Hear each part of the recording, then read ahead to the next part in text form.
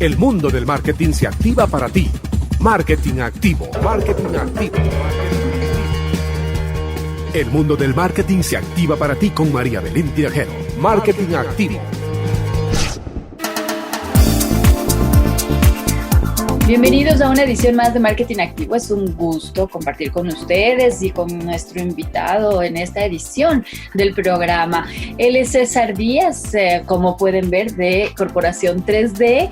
Es su fundador y presidente, con quien, pues, bueno, hemos conversado muchas veces, especialmente de gestión de calidad. Recuerdo muchos programas que hemos hecho en cuestión de incluso el proceso de productos, que los marketeros tenemos que estar siempre, o los marketers, como ahora en todo en inglés, tenemos que estar súper pilas, como decimos en Quito, como decimos en Ecuador, y más que nada prestando atención en todos los procesos que se realizan, ¿no es cierto? Siempre está el gerente de operaciones y demás, incluso gerentes de control de calidad y etcétera, pero siempre la persona de mercadeo, la persona que está envuelta directamente con la marca, está relacionada de una forma mucho más directa. Y dentro de eso hemos hecho un montón de programas con César, y en esta ocasión, ¿por qué no? Pero íbamos a topar el tema fundamental, que es lo de bioseguridad, que a través del COVID, pues obviamente restaurantes, hoteles, desde el bus que vamos a tomar para la reactivación económica, todo es, pues, toda la vida ya nos ha cambiado. Así que bienvenido, César, ¿cómo estás? Espero que estés muy bien. Gracias, María Belén. Para mí realmente es un gusto ser entrevistado por tu persona, una persona que con mucho cariño le he visto crecer, te conozco desde Multimedia 106, y vamos para adelante. Creo que estamos en un nuevo contexto y una nueva realidad, a veces sobreenfocada por el temor, sobreenfocada por el exceso de información de muchas fuentes que hacen que a veces nosotros en realidad no evaluemos de la manera correcta el contexto. Yo siempre digo que uno sobre cualquier actividad en la vida tiene que hacer tres cosas.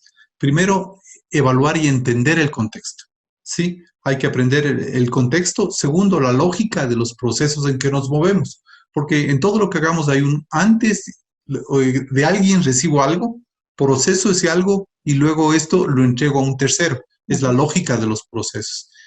Y tercero, frente a eso, permitirnos el pensamiento abstracto, es decir, pensar, ver cómo actúe en relación a esos dos elementos. Entonces, creo que es fundamental en esta nueva realidad ver todo lo que está ocurriendo, porque hay muchas cosas que cuando los enfocamos bajo la lógica de la calidad y de la planeación y del análisis estratégico del mercadeo, tienen que ser entendidas para actuar de una forma coherente y lógica, ¿no? Y eso es fundamental, ¿no? Porque tú sabes que acá en Marketing Activo recibimos información de muchas partes de todo, de muchas marcas, y eso evidentemente nos deja analizar la participación de la gerencia, desde los directorios, los accionistas, nos deja mirar algunas cosas en análisis que dices, bueno, estos están más perdidos que Papá Noel en junio, o definitivamente están tomando un camino sobre lo que es ya tendencias mundiales. Nosotros habíamos hecho, y de hecho más o menos de forma reciente, no me acuerdo, un programa en el que nos dedicamos a hablar a economía circular, desde qué es y cómo funciona y cómo se está manejando de manera transversal en muchos países. Y entre que la economía circular pueda avanzar, pero ahora con la cantidad de utilización de plástico que tenemos por justamente los guantes, también las mascarillas, también la gente, como tú dices, tal vez por miedo está actuando de manera diferente. ¿Cómo ves esta relación? O sea, hay un tema aquí importante en el cuidado del ambiente que incluso el planeta como que nos ha dicho gracias, y vemos maravillas en los océanos, por ejemplo, la capa de ozono y cosas de estas, pero también hay que ser conscientes con la cantidad de basura que se está generando de manera importante, ¿no? Plásticos, el uso del agua y etcétera, que va con el tema de economía circular. ¿Cómo ves esta parte? Hubo una advertencia del Programa de las Naciones Unidas para el Desarrollo, en los cuales destacan que durante el brote del coronavirus se va a producir una gran cantidad de desechos. Ahí estamos hablando de lo que tú dices, los guantes, los materiales de protección infectados, entre otros. Y aparte de eso, que produces más, tienes un segundo problema, el manejo de los desechos. Porque si nosotros tenemos y no se manejan adecuadamente, o si se sigue un exceso de protocolo en el manejo y la gente no lo sabe manejar, entonces nosotros vamos a tener un problema más grande. Yo no sé si ahorita en alguna de las casas ya estamos cumpliendo todos los elementos que nos está pidiendo, en este caso, el Ministerio del Ambiente, o hay una agencia específica en el Ecuador sobre manejo de desechos. Entonces, es demasiada información. Entonces, lo que nosotros vemos es que cuando no hay fuentes seguras y tampoco hay la adecuada coordinación entre los diferentes entes de control, pueden existir problemas y un sobreuso de recursos. Vamos al tema de las mascarillas, por ejemplo. ¿Qué es preferible, una mascarilla lavable o una mascarilla desechable? Te hago la pregunta, ¿qué es preferible? Exacto. Yo creería que es una lavable, pero me da miedo que uso un montón el agua también. ¿Cómo encuentro un equilibrio? Exacto. Entonces, lo que nosotros tenemos que buscar son mascarillas lavables, pero saber cómo lavarlas para utilizar los menos recursos necesarios. Yo recuerdo hace tiempos en la industria textil decían que la tela per se no es la que consume más agua en el proceso productivo, sino en la vida útil de la tela, que una tela adecuada es aquella que necesita menos tratamientos de lavado posterior y que puede tener una vida útil sin tanto daño. Entonces, toda esa serie de elementos nosotros ahora tenemos que considerar y ver en un espectro mucho más amplio, cuidando obviamente el tema de la salud y seguridad. Al fin de cuentas, cuando estamos hablando de protocolos de bioseguridad, que es lo que todo el mundo está haciendo, recordemos que el protocolo va a ser una serie de reglas, principios que yo debo seguir para cuidarnos a nosotros de que nos podamos infectar. Y esos protocolos en principio son voluntarios, pero cuando una entidad de control ya los pone y los establece como que deben cumplir, ya se vuelven obligatorios. Y ahí tengo una serie de cosas que van atrás de eso, que muchas veces no nos ponemos a analizar. Primero, todas las partes interesadas se pusieron o no de acuerdo y analizaron dentro de su contexto las implicaciones que tiene el cumplimiento de ese protocolo. Entonces, hay muchas cosas que nosotros tenemos que ir analizando. Y ahí me vienen dos temas súper importantes, que vamos a ir al tema de alimentos, porque obviamente es lo que más se ha mantenido y es lo que más usamos por obvias razones, necesitamos alimentarnos. Cuando haces un pedido a domicilio, vamos a hacerlo súper práctico, vamos a hacerlo con un ejemplo que creo que la mayoría de personas, no solamente en Ecuador, sino en el mundo, lo está viviendo. Hacemos un pedido a domicilio, me llega el pedido y me llega, dependiendo el lugar, pero normalmente me llega súper envuelto justamente con los cuidados que me imponen las autoridades para poder manejar el negocio, ¿no? Al final del día, porque estamos abiertos y estamos sirviendo los alimentos. Ahora, este súper empaque, en muchos casos de pedidos, y yo he hecho esto un poco de sondeo, ¿no?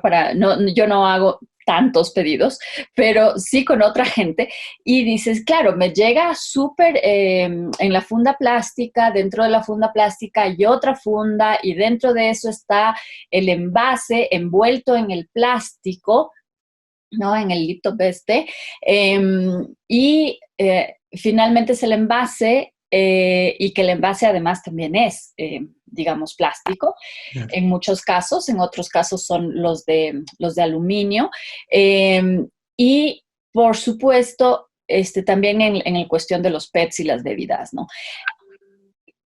Y todo esto nos llega y además nosotros tenemos que ponerles alcohol y tenemos que decir, bueno, con la bendición de Dios para los creyentes y para los que no dirán, bueno, aquí vamos, ¿no? Entonces, ¿qué hacer en los negocios? O sea, ¿cómo evitar esto? Y nosotros como consumidores también, ¿qué podemos hacer? Ya, es que justo, ¿qué seguridad tú tienes que en cada una de las etapas, ¿sí? Mientras más coberturas le pusiste, hay más riesgo que en cada cobertura no se cumpla un determinado protocolo. Por Ujú. eso es que en calidad tú hablas de lo que se llama la validación de los procesos. Y para validar un proceso implica de que tú estés segura de que se hicieron cosas que tú no ves. Ujú. Entonces, porque tú no estás segura de que ese protocolo que se definió se haya cumplido en cada una de las etapas, desde que Correcto. fue envasada en el sitio hasta que llegó a tu casa. De Ujú. pronto le pusieron una cantidad de empaques y en el empaque de afuera es el que tiene el más riesgo y es el que tú primero manipulas. Ujú. Pero después de eso, imagínate todo el proceso que tienes que dar, no necesariamente necesitas tantos empaques. Entonces ahí viene el tema de la adecuación, la economía y la competencia de todo el personal que está en el proceso. Ujú. Desgraciadamente, la gente a la final que te entregue en tu casa es la que más capacitada debería estar para poder entregarte. Entonces, cuando tú estás así hablando de protocolos, de cualquier esquema, tú tienes dos elementos. La una es la competencia del personal. Sí, tú tienes que lograr la competencia y darles la capacitación. Y la segunda es la toma de conciencia, es decir, que se den cuenta que en realidad todo lo que tú estás diciendo tiene un propósito y un fin. Pero Ujú. si tú puedes, es más, ellos podrían manejarlo, pero no necesariamente cumplirlo. Ejemplo, todo el mundo ahora sabe cómo tenemos que lavarnos las manos, que el jabón, que después de un lado, que después del otro, que esto, que después de eso que nosotros nos hacemos los dedos. Ahora, muy bien, es toda una ceremonia, exacto. ¿Cuántos de nosotros estamos cumpliendo la ceremonia completo o a veces estamos apurados y más si dicen que tenemos que lavarnos las manos tantas veces y Ujú. lo hacemos? Es decir, podemos tener la formación, ¿sí? Pero no hay la toma de conciencia de cumplimiento de todo el protocolo. Entonces, la persona que está llevando en su carro de entrega a domicilio, ¿qué tanto tiene la conciencia? ¿Y cómo tú garantizas, y ahí viene el otro elemento, de que se está cumpliendo el protocolo? La validación de un proceso implica toda esa serie de elementos. La existencia de un protocolo, la competencia de la gente, la capacitación y métodos de validación posterior de que se haya hecho. No tenemos la capacidad ahora de hacerlo. Y frente Ujú. a eso, si tú miras la cantidad de desperdicios que se están generando, si el empaque antes era uno, el empaque Ahora ahorita son y los cuatro. desperdicios ahora son cuatro. Entonces, eso implica que ya no sea lógico lo que nosotros estemos haciendo. Y Ujú. cuando el riesgo puede darse de otra manera. Me hicieron llegar el otro día un producto X y el empaque de afuera, en resumidas, estaba sellado, pero el producto en el empaque de adentro, con tantos sellos, rompieron el empaque de adentro. Entonces, el líquido que Ah. venía ahí se había desparramado en toda la parte interna que estaba sellado con los plásticos, ¿sí? Mm. Entonces, ¿cuál es la seguridad? Entonces, otra vez volvemos al punto de que tenemos que tener conceptos que tiene que prevalecer la lógica. Y otro concepto fundamental, keep it simple, decían, Ujú. eh, Ujú. don't be stupid. O sea, hay que hacer las cosas sencillas. Creo que Principio ahorita, KISS. exacto, el principio quise. Cuando nosotros se nos va la mano y no hacemos las cosas sencillas, se nos va completamente de la mano. Yo veía el otro día de lo que estaban proponiendo para lo que son las personas que te cortan el pelo, que por sí ya Ajá. tienen un protocolo que cumplir actualmente. Sí. Si tú empiezas a exigirles cosas adicionales, va a ser complejo. Ahora, con otra cosa importantísima, que esos protocolos, vamos en la misma entrega del paquete que tú me estás diciendo. Hay dos actores, más, vamos mirando. Primero, el que lo produjo el bien, es decir, el que hizo la comida, el que le empacó, que no es el mismo, ya van dos. Después de que le empacó, el que le entregó, si fue el mismo, el que le entregó al de delivery, el que hizo el delivery, es decir, el señor que te llevó a tu casa, van tres, y tú que lo recibiste. Y Ujú. cada cual tiene que cumplir una serie de cosas para mantener el tema de la inocuidad alimentaria en este caso, Ujú. y el que no tengamos problemas de virus. La pregunta es, si cualquiera de los elementos de la cadena se rompe, y más mientras más cerca del cliente está, nada de eso sirvió. Ujú. Y Entonces, por eso es que nosotros tenemos que hacer las cosas de una manera lógica y clara y garantizar en toda la cadena la trazabilidad. hay algo que a mí me preocupa también de forma permanente. Hemos visto, no somos buenos en seguir reglas. Ya Así eso es. ha quedado demostrado más que, creo que todos los días en los noticieros hemos visto cosas de estas. No somos buenos en seguir reglas. Entonces, este es un primer punto que que tomar en cuenta y que me preocupa mucho. 2 es el hecho de tener la versión ya 3.1 de una guía de bioseguridad para alimentos, para deliveries y alimentos, ¿no? Ya es la número 3. Y un tercer punto que me preocupa muchísimo, César, y ahí es que yo quisiera que tú tomes estos 3 puntos que yo te dejo en la mesa, con respecto a que no todos, y menos los negocios de alimentos y comidas, estamos hablando de la gran mayoría. No estoy hablando de un hotel que tiene sus procesos súper establecidos, pero la gran mayoría ni siquiera tiene procesos establecidos antes de COVID. Claro. Entonces, yo te dejo estos 3 puntos que para mí son preocupantes. Con respecto a proveedores, con respecto al cliente, con respecto al aseo del local, con respecto a muchas cosas. Incluso franquicias muy reconocidas que se entiende tienen un proceso y que se ve que tienen un proceso, pero que evidentemente las personas, sus colaboradores, de alguna forma no las asimilan tal vez y tú vas encontrando cositas cuando ibas a los lugares. ¿Cómo nos enfrentamos a estos 3 hechos importantes ahora? A ver, vamos analizando desde el principio que tú dijiste. Primerito, un ente de control prepara un documento, un protocolo, que es una buena práctica que debe seguirse. Ese ente de control te dice, ese documento tiene que hacerse, se vuelve eso regulatorio.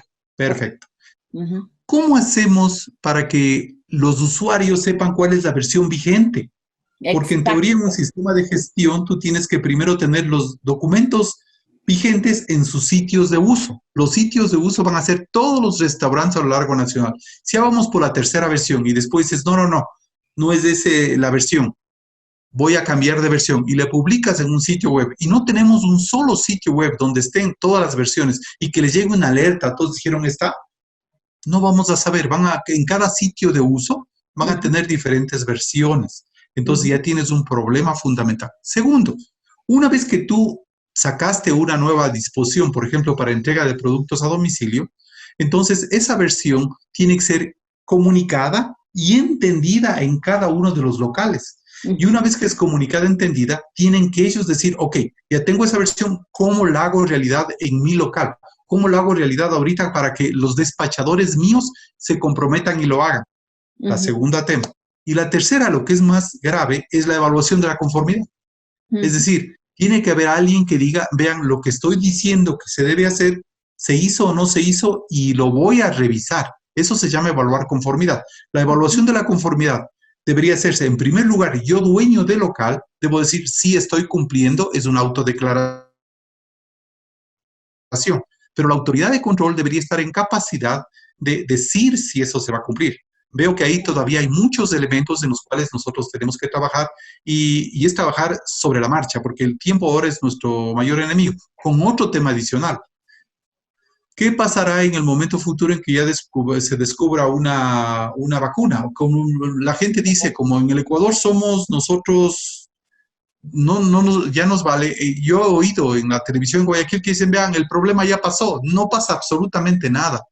Y aunque el señor que va a recibir la comida, porque él es el delivery, te diga, sí, yo cumplo, no se preocupe, pero hay videos de que él mismo abre la caja y se come un poquito y le vuelve a cerrar la caja y continúa el camino. No digo que se pase, pero ¿cómo tienes tú la seguridad de que hay la conciencia de lo que están haciendo? La toma de conciencia es fundamental. Por eso ahorita el tema de la educación y la toma de conciencia se vuelve fundamental. Tengo una anécdota bonita en relación a eso. En hospitales, se supone que tenían que lavarse las manos hombres y mujeres antes de entrar al quirófano. Correcto. Entonces, como tú sabes, ahí había los baños, pero el consumo de jabón es una cosa en el baño de hombres que el de mujeres. ¿Qué significa eso? Que las mujeres se lavan más las manos que los hombres. Y estaba dado. Entonces, la una es la información declarada y la otra es la información real. lo que en realidad ocurre en los procesos. Ujú, Entonces, ujú. aquí en esto, nosotros tenemos que ver factores para tener la detectabilidad, es decir, cómo detecto que los protocolos hechos se cumplen, y es la evaluación de la conformidad o el tema de lo que se llama la validación de procesos. Ujú. Y justamente dentro de esto, bueno, nosotros vamos a seguir, ya de una vez les vamos a comentar a nuestros amigos. Estábamos conversando con César previo la grabación, y vamos a querer seguir haciendo esto porque creo que César y yo, pues pensamos que es muy válido la educación sobre estos temas, especialmente en esta época. Y vamos a seguir haciendo este tipo de charlas. Así que nos pueden enviar todas sus preguntas a info@marketingactivo.com o dejarnos en nuestras redes sociales, donde van a encontrar, pues obviamente este video, donde están viendo este video ya, y pueden encontrarnos en todas las redes sociales como Marketing Activo. Y también para ir avanzando, tenemos que cerrar ya por cuestión de tiempo en esta edición, pero seguramente tendremos muchas preguntas más y ustedes también las tendrán. Sin embargo, para cerrar este programa, yo quisiera, César, que nos des unos consejitos básicos justamente para evaluar el proceso. O sea, al menos lo más básico que uno debe hacer. Teniendo un restaurante que está abriendo solo para un delivery, por ejemplo, ¿qué es lo que está pasando? ¿No es cierto? En el momento ahora está justamente pasando eso. Entonces, ya en otros países, y voy a hacer una serie con una sorpresa, ya van a verla entre los próximos días, pero contando historias de otros países, ya van a ver, son unas sorpresas espectaculares. ¿Qué hacer aquí en Ecuador? ¿Qué hacer justamente en nuestros países? Tenemos audiencia de Colombia, tenemos audiencia de Perú, tenemos audiencia de Argentina, de Chile, donde la situación es bastante similar en cuestión de economías, digamos, de costumbres. Los lugares pequeños están abiertos, están atendiendo gente a través del delivery. ¿Qué hacer para asegurarme este proceso? Ya, lo primerito es coordinación pública-privada. Lo primerito, para que exista un solo sitio y que la gente sepa dónde ir al sitio. Voy a citar ahora algunas organizaciones que están involucradas. Instituto Ecuatoriano de Seguridad Social, el COE, la gestión de riesgos y emergencias, el Ministerio de Producción, Comercio Exterior, Inversiones y Pesca, el Ministerio de Turismo, el Ministerio de Trabajo, el Ministerio del Ambiente, solo en lo que estabas hablando tú. La Agencia Nacional de Tránsito, porque a la final tenemos las motos, el Ministerio de Gobierno, que da las disposiciones generales, la Asociación de Municipalidades, porque son los que van a permitir salir, luego tenemos el Consorcio de Gobiernos Autónomos Provinciales, el Ministerio del Deporte, porque a la final de cuentas la gente sí está haciendo deporte, o sea, hay muchas instituciones. Entonces, esas instituciones tienen que haber un solo ente, un solo sitio donde podamos nosotros ver toda la información. Normalmente, en los países debería ser a través del organismo que genera normas y reglamentos y alguien solo que genere el tema de regulaciones. Pero si todo ente aquí está generando cosas, no tenemos. La segunda cosa es que busquemos las mejores prácticas. Oye, y antes que pases a la segunda cosa, ¿y qué pasa con el INEN?